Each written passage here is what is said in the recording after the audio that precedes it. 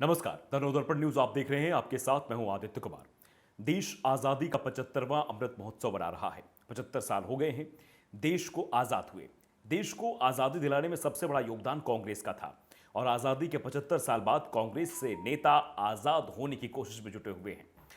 कांग्रेस के अंदर G23 नाम का एक संगठन बना था जिसने पार्टी के अंदर ही कामकाज में पारदर्शिता की मांग की थी। कहा कि पार्टी में अध्यक्ष ही नहीं है, पता नहीं चलता कि आदेश कहां से जारी हो रहा है। कार्यकारी अध्यक्ष का कार्यकाल लगातार बढ़ाया जा रहा है। पार्टी को बचाना है तो जमीन पर काम करना होगा और इसके लिए पहले अध्यक्ष का चुनाव करना होगा। अध्यक्ष का चुनाव तो नहीं हुआ, लेकिन जिस G23 ने अध्यक्ष पद के चुनाव की आवाज उठाई उसे जरूर किनारे लगा दिया गया। G23 से जुड़े जितिन प्रसाद तो पहले ही कांग्रेस छोड़ बीजेपी में चले गए। कपिल सिब्बल को राज्यसभा जाना था, लेकिन गांधी परिवार इसके लिए तैयार नहीं था। तैयार तो वो गुलाम नबी आजाद और आनंद शर्मा के लिए भी नहीं था। आजाद ने तो कहीं और जाने की सोची, कहीं नहीं।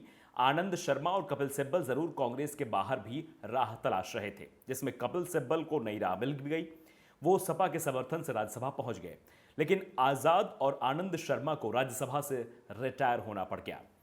कपिल सिब्बल ने पार्टी छोड़ी तो केंद्रीय नेतृत्व ने भी राहत की सांस ली थी कि अब उसे और झटके नहीं लगेंगे। लेकिन अभी तो शुरुआत भी नहीं हुई है, क्योंकि कांग्रेस को झटके पर झटके लगते जा रहे हैं। सहयोगी झटके अलग से दे रहे हैं। बिहार में 45 सीटों वाली जेडीयू को सीएम सहित 12 मंत्री पद मिले थे, जबकि 19 सीटों वाली कांग्रेस सिर्फ 2 मंत्री पद पर सिमट जाती है। कांग्रेस खुद को मजबूत बनाने की कोशिश कर रही थी। बीते दिनों जम्मू कश्मीर में चुनाव प्रचार अभियान समिति की कमान पार्टी ने गुलाम नबी आजाद को सौंपने का ऐलान किया था।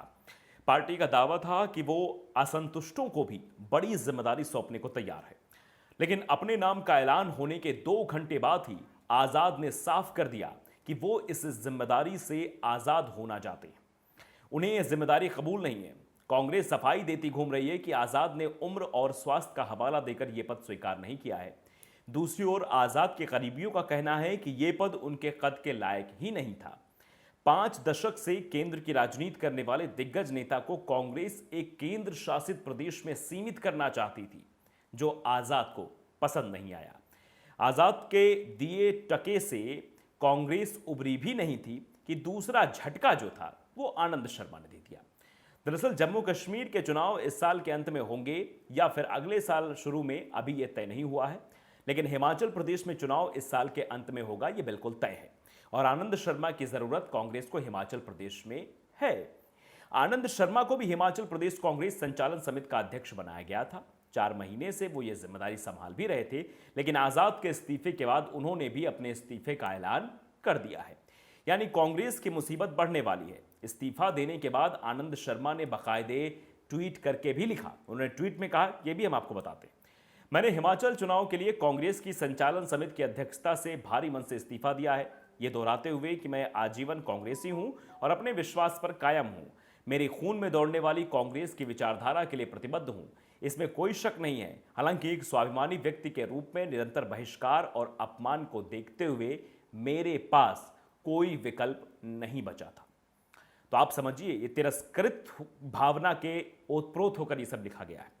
तो चुनाव से पहले आनंद शर्मा का इस्तीफा हिमाचल में कांग्रेस की संभावनाओं को धूमिल कर सकता है, क्योंकि कांग्रेस जहां उठने की कोशिश कर रही है वहां पर वो धराशायी होती चली जा रही है। एक के बाद एक नेताओं का इस्तीफा देना, पार्टी छोड़ना, जिससे यह साबित हो गया है कि आने वाले समय में यानी 2024 के जो लोकसभा चुनाव है उसमें कांग्रेस कहीं से भी बीजेपी से तो फाइट करती हुई नहीं दिखाई देगी। हो सकता है कि वो इतनी कमजोर हो जाए कि उससे आगे और जो अन्य पार्टियां, जो क्षेत्रीय पार्टियां हैं, वो सामने आ जाए। फिलहाल ये देखने वाली बात होगी, लेकिन अभी जो स्थितियां वो फिर फिलहाल कांग्रेस के लिए बेहद खराब हैं। तो नवदर्पण न्यूज़ को अगर आपने सब्सक्राइब नहीं किया है तो सब्सक्राइब जरूर कर लीजिएगा, बेल आइकन भी दबाइएगा, ताकि अपडेट के साथ खबरें आप तक पहुंचती रहें।